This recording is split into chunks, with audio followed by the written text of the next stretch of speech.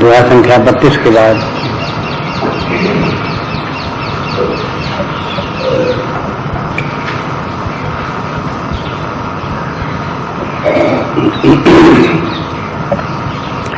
कीनी प्रश्न जही भांति भवानी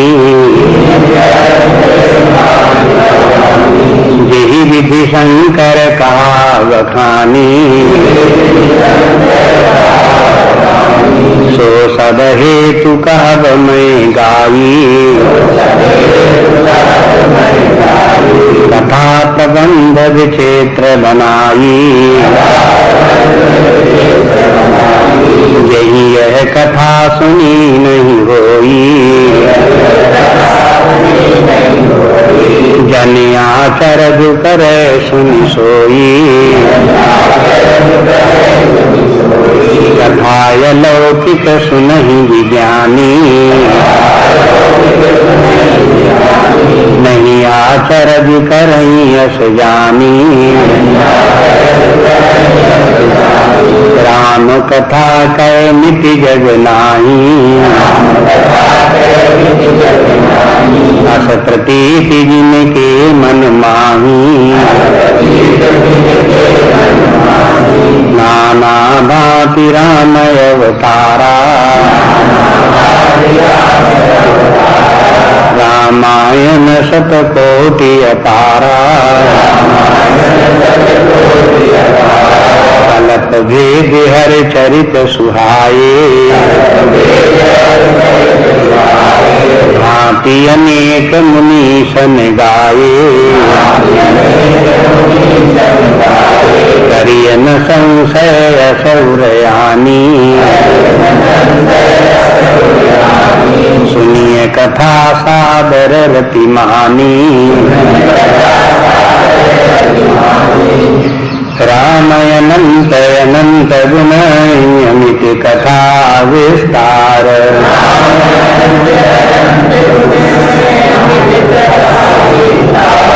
आचर जन मानी जिनके विमल विचार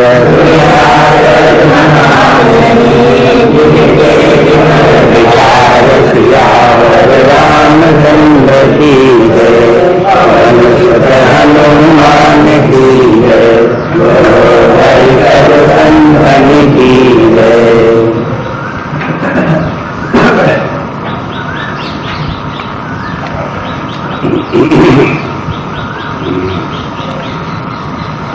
तो देख रहे थे अब राम कथा की महिमा बहुत प्रकार से वर्णन की, भगवान के चरित्रों की महिमा बहुत प्रकार से वर्णन की, भगवान के गुणग्राम जो है वो भी अनेक हैं, अनंत हैं, अनेक प्रकार से वो हो कल्याण करने वाले, मंगल करने वाले हैं, ये भी बताया। जब भगवान की महिमा बताते हैं तो भगवान, उनका नाम, उनका रूप, उनका धाम, उनके चरित्र, ये सब भगवत स्वरूप ही है। जैसे भगवान तो भगवान ही है, तो भगवान का राम भी भगवत स्वरूप ही है, भगवान के जो चरित्र हैं वो भी भगवत स्वरूप ही हैं।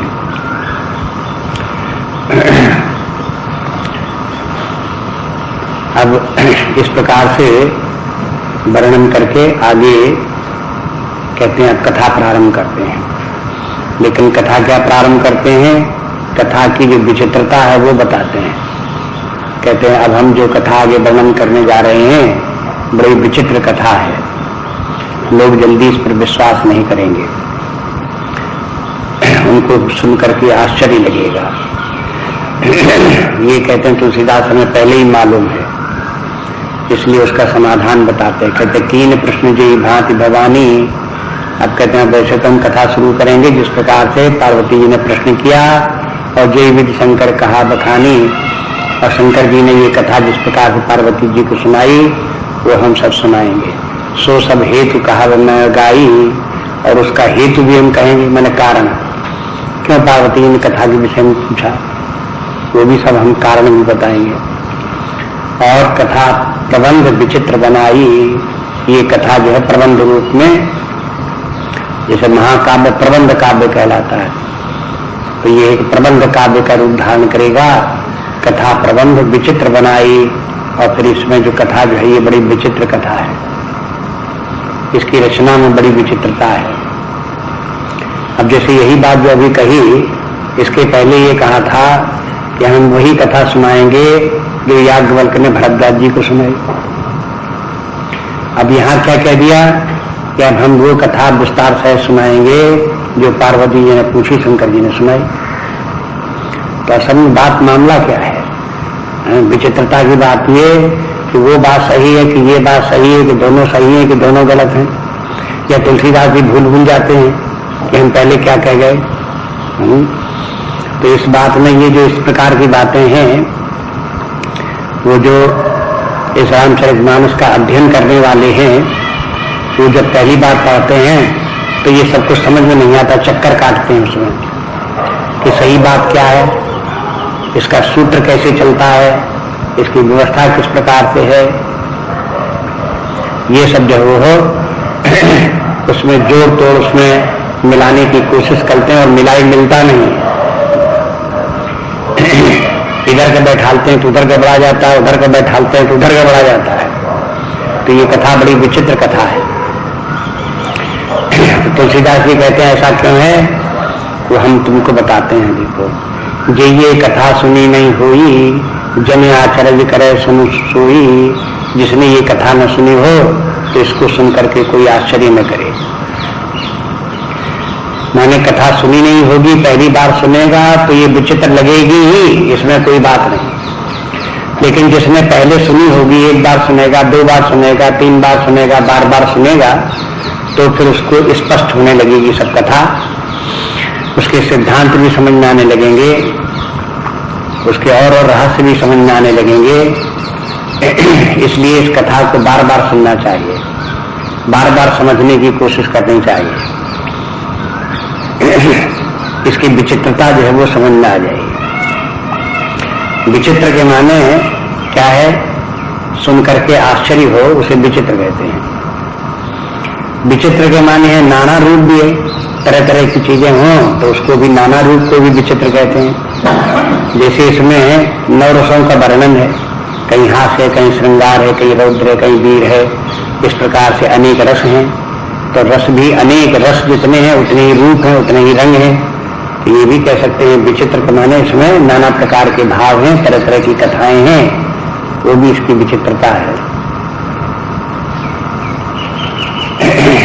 आश्चर्यजनक बात है, नाना रूप बात है। विचित्र के माने विलक्षण भी है। विलक्षण, विलक्षण के माने क्या है? अलौकिक। विचित्र के माने अलौकिक, विलक्षण। ये शब्द यहां आ गए हैं तो इनको भी देख लीजिए। लक्षण,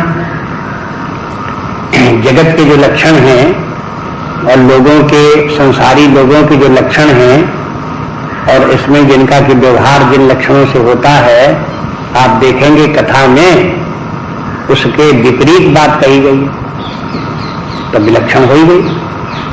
अब जैसे उदाहरण देते हैं कि अगर घर में कहीं किसी लड़के को माता पिता की संपत्ति से वंचित कर दिया जाए कि तुम्हें कोई हिस्सा नहीं मिलेगा, तो संसारी व्यक्ति क्या करेगा? झगड़ा करेगा। या संपत्ति में उसका थोड़ा कम हिस्सा मिल जाए, किसी को दूसरे को ज्यादा मिल जाए, किसी को थोड़ा कम मिल जाए, कोई चालाकी कर जाए, होशियारी कर जाए, किसी को थोड़ा दे न दे, तो क्या करेगा? झगड़ा करेगा, गुस्सा करेगा, लड़ाई लड़ेगा, मुकदमा लड़ेगा। ये तो संसारी लोगों का नियम तरीका ये है। लेकिन जब कथा सुनेंगे तो देखेंगे वहां ये नियम काम ही नहीं कर रहा है। वहां तो भगवान राम को राज्य मिलता है तो राज्य लेने में उनको तकलीफ होती है, कहती कहां से भार सिर के ऊपर आ रहा है, और भाइयों को क्या नहीं दिया जाता। तो उल्टी बात वहां है। भगवान राम को राज्य में ला तो वो चला गया तो भगवान को कोई दुख नहीं, और वो राज्य भरत जी को चला गया तो भरत जी ने भी उसे स्वीकार नहीं किया। ये होता चलो भरत जी को मिल गया, वही प्रसन्न हो जाते, तो वो भी उस राज्य को लेकर के प्रसन्न नहीं हुए। तो बताओ, भौतिक समृद्धि प्राप्त करके लोगों को प्रसन्नता होती है कि नहीं होती? क्योंकि दुनिया में तो लोगों को बहुत होती है, लेकिन इस कथा ऐसी विचित्र कथा है कि इसके ऐसे ऐसे पात्र हैं कि इनके सबके स्वभाव जरा उल्टे उल्टे हैं, विचित्र प्रकार के लोग, विलक्षण हैं, अलौकिक। एक लौकिक होती है, एक अलौकिक है। लौकिक मन संसारी है तो लौकिक बातें हैं, लेकिन इस कथा में अलौकिक बातें हैं, माने दिव्य है, परमात्मा की बातें हैं, परमात्मा के गुणों का वर्णन है, परमात्मा के चरित्रों का वर्णन है। तो उसमें सब जो है उसमें लौकिकता ढूंढो तो लौकिकता नहीं मिलेगी, अलौकिकता मिलेगी। और जो वस्तु अलौकिक होती है वो आश्चर्यमयी लगती है। जो लौकिक है, जो हम आसपास देखते रहते हैं, जो हम करते रहते हैं, उसमें कौन सा आश्चर्य? अगर हमारा किसी से बंटवारे होने में झगड़ा हुआ, तो जानते हैं कैसे झगड़ा हुआ, किसी दूसरे के समय दूसरे का भी ऐसे हुआ, तो कोई आश्चर्य होगा? कैसे तो होता ही है, कोई आश्चर्य नहीं होगा। लेकिन जहां इस प्रकार का हो कि कोई व्यक्ति अपने हिस्से को भी स्वर्ग को कह देगा, तो नहीं, हमें कोई जरूरत नहीं, हम कोई ऐसे कमजोर आदमी थोड़े हैं। जितनी संपत्ति तुम अपने पाप धरो, हमें बल होगा तो इससे हजारों गुनी हम पैदा कर लेंगे। ये बड़ा विचित्र आदमी है,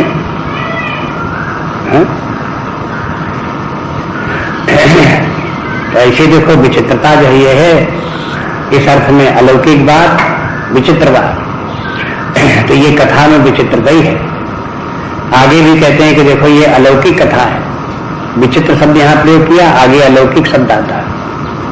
कहते हैं कथा अलौकिक सुनेंगे ज्ञानी, ये अलौकिक कथा जो लोग सुनेंगे ज्ञानी लोग, तो कहते हैं नहीं आश्चर्य करें ऐसे जानी, तो वो आश्चर्य नहीं करेंगे। अब देखो आश्चर्य शब्द भी आ गया, विचित्रता में भी आश्चर्य था, विचित्रता में अलौकिकपन भी था। वही विचित्रता जब आगे वर्णन की तो अलौकिक भी कहना पड़ा और आश्चर्य में भी बताना पड़ा। तो इस कथा में जो ये है, ये कथा अलौकिक है। अलौकिक कथा को अज्ञानी लोग सुनेंगे तो उनकी पंडित भी पड़ेगा, समझ नहीं आएगा क्या मामला है, ऐसा कभी हो भी सकता है। तो जो अज्ञानी व्यक्ति होंगे वो कहेंगे अरे भाई ये तो भगवान की बातें हैं, वो तो उल्टे सीधे काम करते ही रहते हैं, हम लोगों की बातें थोड़ा हैं। इस तरह से अज्ञानी व्यक्ति उस बात को समझेंगे, नहीं स्वीकार करेंगे। उनसे कहो जैसे भगवान राम ने आचरण किया यही आदर्श आचरण है, ऐसे ही करना चाहिए। अरे ऐसे कैसे हो सकता है, भगवान भगवान है, हम हैं, हम तो वैसे आचरण करेंगे जैसे हम हैं तैसे करेंगे, और भगवान वैसे आचरण करेंगे जैसे भगवान है, हमारी उनकी कौन बराबरी। ये विचार क्यों आता है? ये अज्ञानी व्यक्तियों का विचार।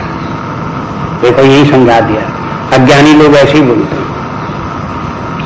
अज्ञानी लोग अज्ञान में ही बने रहेंगे और अज्ञान का ही आचरण करते रहेंगे और उसी को जस्टिफाई करते रहेंगे कि हम ये ठीक कर रहे हैं, बिल्कुल ऐसा ही होता है, सब लोग दुनिया में ऐसे ही करते हैं, हम भी ऐसे ही करते हैं। एक भगवान ने किया तो उसका नहीं क्या मतलब, करते रहेंगे, हमारा उससे कोई संबंध नहीं, हमें उससे कोई सीखना नहीं है, न हमारा कोई आदर्श है, न हमारे लिए कोई वो काम की बात है। इस प्रकार से अपने सोच लेंगे। तो यहाँ पर शब्द ज्ञानी भी सार्थक रखा है। जो ज्ञानी लोग होंगे, मैंने समझदार लोग होंगे, वही इस अलौकिक कथा को सुनेंगे तो आश्चर्य नहीं करेंगे, कहेंगे कि ज्ञान, जो ज्ञानवान परमात्मा का स्वरूप ऐसा है, परमात्मा के गुण ऐसे हैं, वो जो अवतार लेता तो इस प्रकार का व्यवहार करता है, तो ये तो स्वाभाविक है, यही ठीक भी है और हर व्यक्ति को भी ऐसे ही करना चाहिए। ज्ञानी व्यक्ति तो ऐसे समझेगा और न उसमें आश्चर्य करेगा और न उसको अन्यथा मानेगा। ऐसा नहीं समझेगा कि हमारे किसी काम का नहीं है, समाज की किसी काम का नहीं, इसलिए नहीं आश्चर्य करें असजानी, ऐसा समझ करके आश्चर्य नहीं करते। कैसा समझ करके? देखो एक बात और बताते हैं, वे लोग क्या समझते हैं ज्ञानवान व्यक्ति कि राम कथा का नित्य जगना ही, भगवान की कथा जो है वो हो, उसकी कोई सीमा नहीं है। नित्य की मन सीमा, कोई सीमा नहीं। और अस प्रतीत जिनके मन माही, जिनके मन में ऐसा विश्वास है कि भगवान भी अनंत हैं, उनकी कथा भी अनंत है और अनंत कथा होने के कारण से बड़ी विचित्र विचित्र घटनाएं बराबर आती ही रहती हैं, इसलिए कोई लोग आश्चर्य नहीं करेंगे। इस रामचरितमानस में तुलसीदास ने रचना की तो कुछ बातें ऐसी भी हैं जो अन्य किसी रामायण में नहीं मिलती। ढूंढ फिरो सब जगह, इतना विशाल साहित्य है संस्कृत का, और तुलसीदास ने उसी साहित्य में से सब में से ढूंढ ढूंढ करके सब निकाला, अध्ययन किया और उसका वर्णन किया। लेकिन देखते हैं कुछ बातें ऐसी हैं कि लोग अभी अनुसंधान कर ही रहे हैं कि तुलसीदास जी इस बात को कहां से लाए हैं, उन्हें अभी तक ढूंढे नहीं मिला। जैसे प्रताप भान की कथा आज तक किसी विद्वान को ढूंढे नहीं मिली, किस प्राण की कथा है और दुनिया में कहां किसने इस कथा को लिखा था, तुलसीदास जी कहां से गए।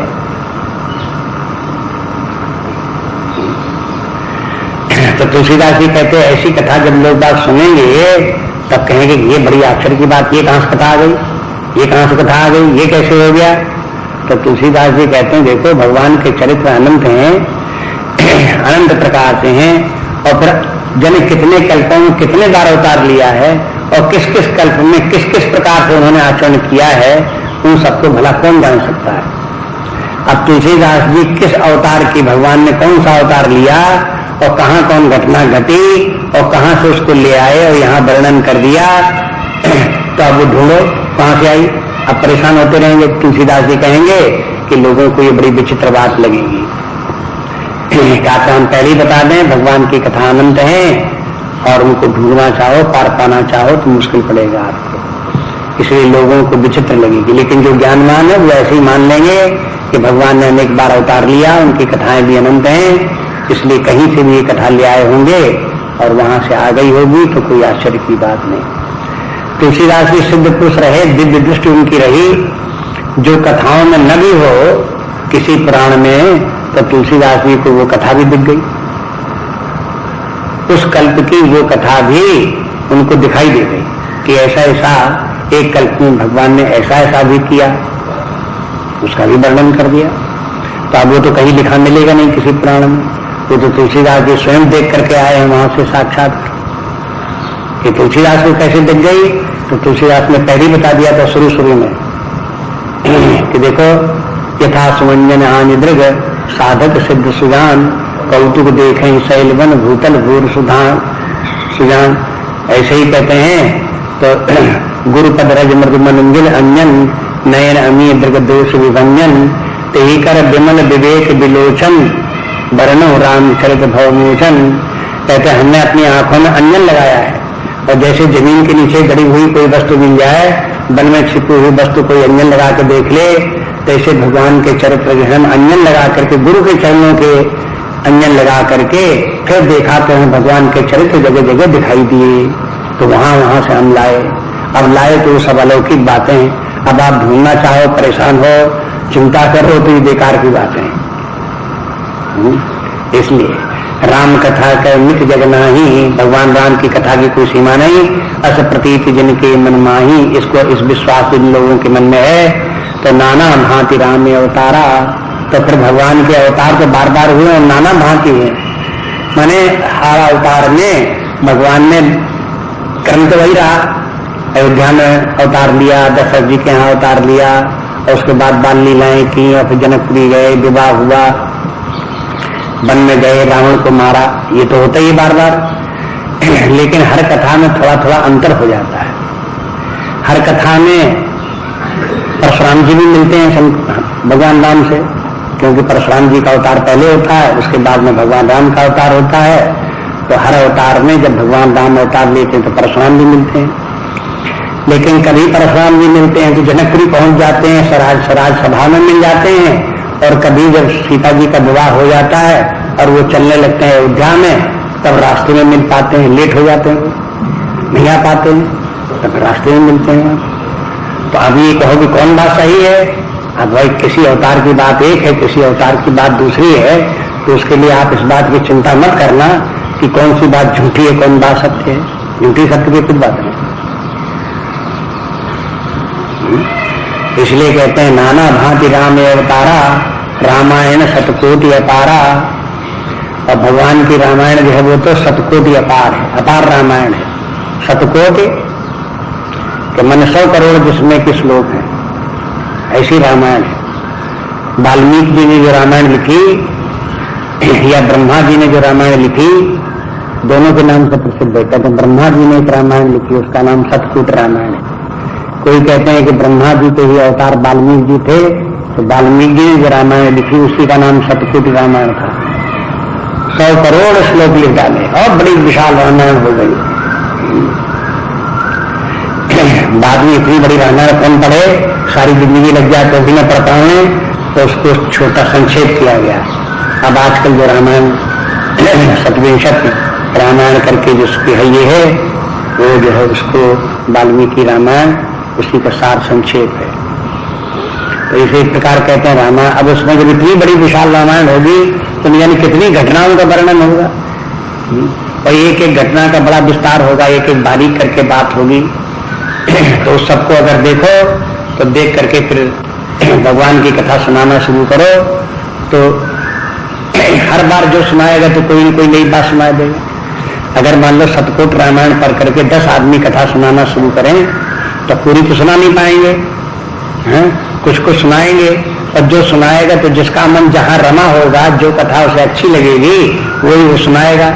तो आप कहोगे 10 आदमी से उसी कथा को सुनो, तो आप कहोगे कि आप कहाँ के सुना रहे हो, कि शतकोट रामायण सुना रहे हैं।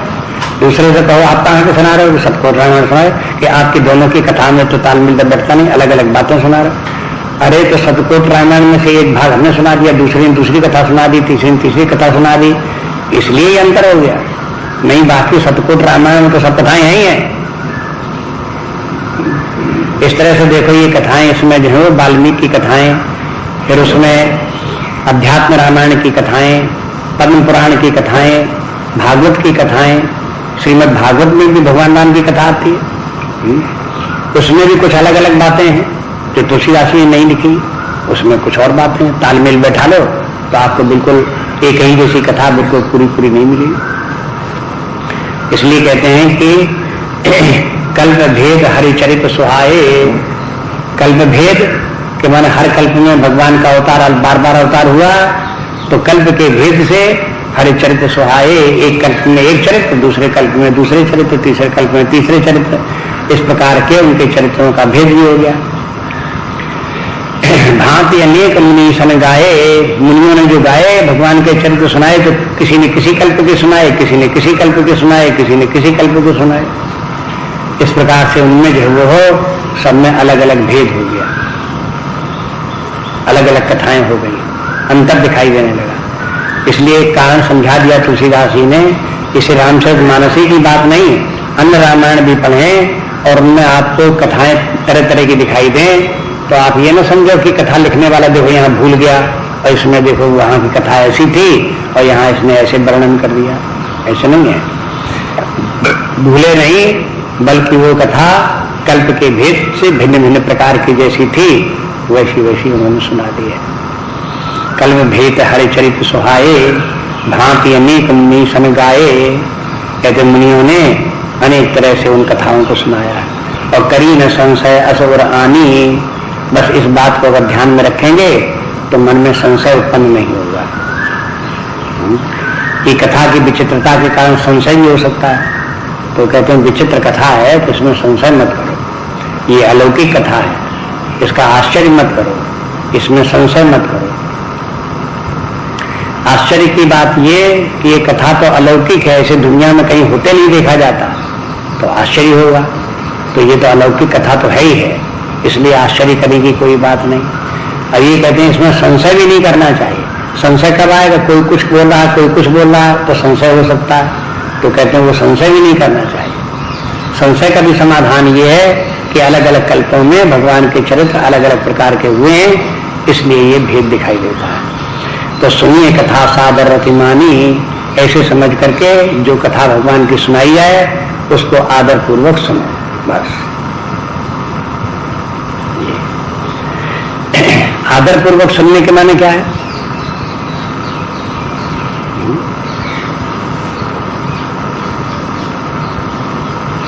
आदर पूर्वक तो सुनते ही हैं,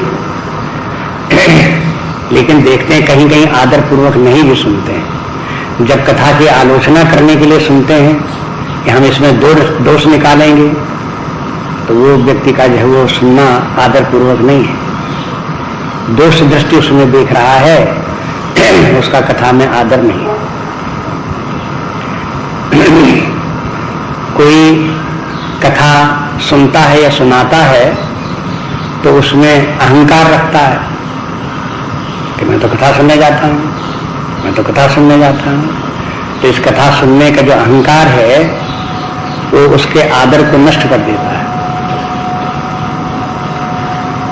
अब स्वयं अपने हृदय में विचार करके देखो, जो अहंकार कथा के सुनने का अहंकार या कथा के सुनाने का अहंकार करेगा, उसमें कथा के प्रति आदर कहाँ?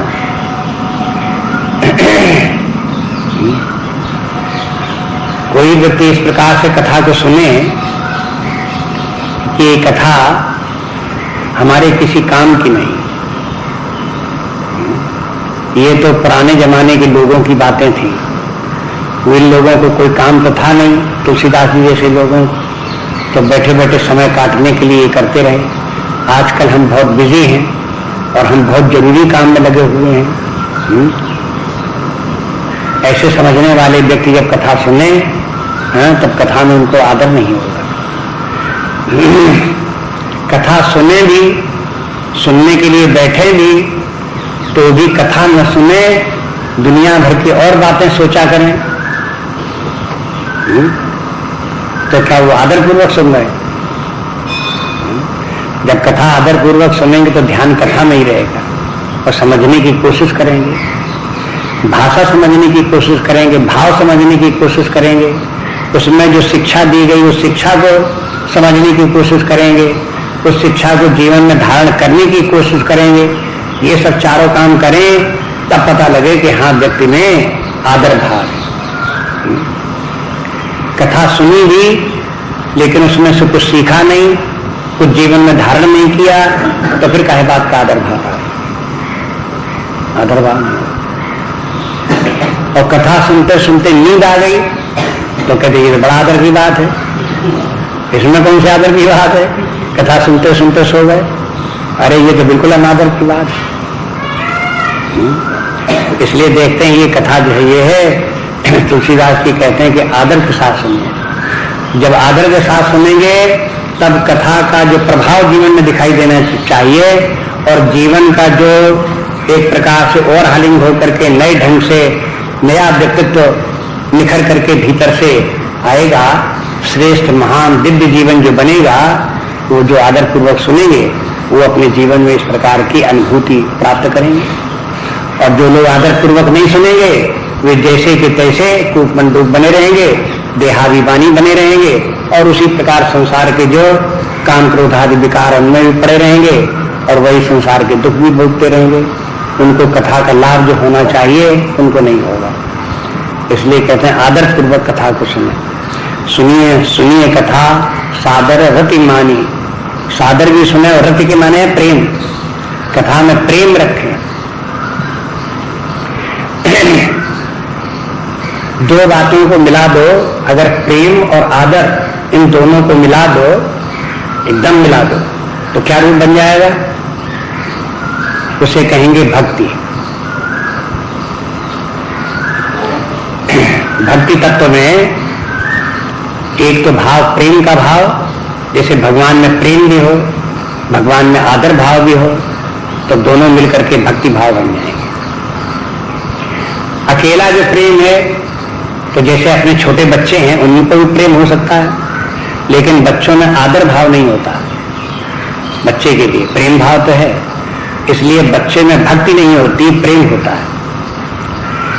लेकिन माता में प्रेम भाव भी हो सकता है और आदर भाव भी हो सकता है, तो दोनों मिला देंगे तो वहां क्या हो जाएगा?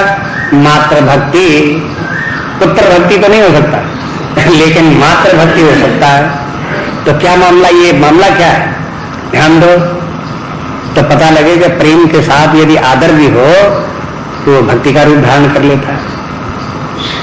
अब तुलसीदास जी जब बताते हैं तो ऐसे ही बताते हैं, माने जैसे कि विश्लेषण करके ये जो आचार्य लोग जैसे कि समझाते हैं, तुलसीदास जी ऐसा ही समझाते हैं। तुलसीदास जी बताने का ये तरीका है। भक्ति के माने क्या है? प्रेम और आदर दोनों। और आगे चल करके एक आचार्य हो गए, आचार्य रामचंद्र शुक्ल, हिंदी साहित्यकार। उन्होंने कहा कि देखो, भक्ति में प्रेम तो होना ही चाहिए और आदर भाव तो होना ही चाहिए, तब भक्ति होगी। लेकिन भक्ति में एक भाव और होना चाहिए कि वही रूप हमारा भी बने, जिसके प्रति हमारी भक्ति है वही भाव से भावित होकर के तद्रूप हम भी हों। परमात्मा में भक्ति के माने है परमात्मा में प्रेम, परमात्मा में आदर, और फिर एक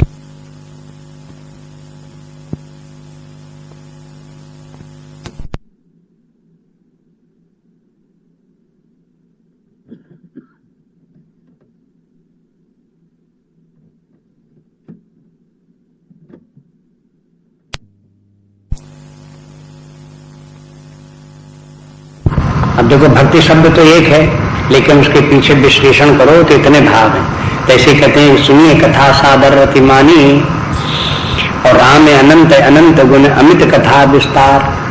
कहते हैं देखो, भगवान अनंत हैं, स्वयं भगवान अनंत हैं, फिर अनंत गुण, भगवान के जितने गुण हैं वो भी अनंत हैं, अमित कथा विस्तार, और भगवान के जितने चरित्र हैं वो भी अनंत हैं।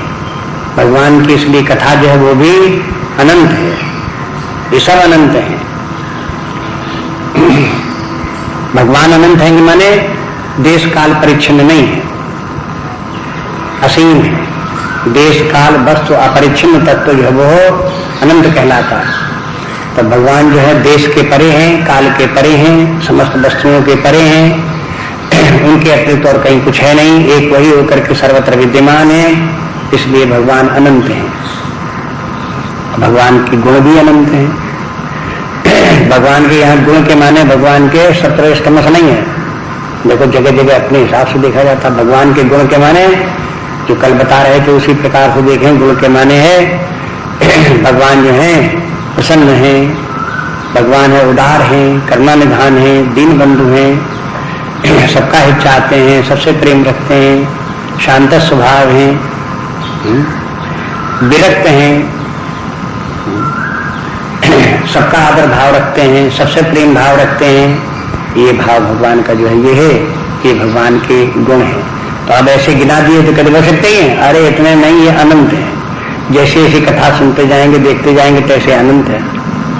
भगवान का एक बड़ा सुंदर गुण ये है कि वो अवतार लेते हैं तो उसके बाद में कोई भी कार्य अपने मन से नहीं करते। जो कुछ कार्य करते हैं वो गुरुजनों की आज्ञा से करते हैं। माता पिता कहें तो करें, गुरु कहें तो करें, ऋषि मुनि कहें तो करें, शास्त्र कहे तो करें, कोई कहे तो सही तब करें। भगवान से पूछो कि तुम काम क्यों किया? कि हमारी मर्जी आ गई, हमें अच्छा लगा तो हमने कर डाला। कि ऐसे भगवान नहीं करते। ये तो दुनिया के लोगों का काम है। क्या तुमने ऐसे क्यों बोला? कि हमारे यही अच्छा लगा इसलिए हमने बोल दिया। कहीं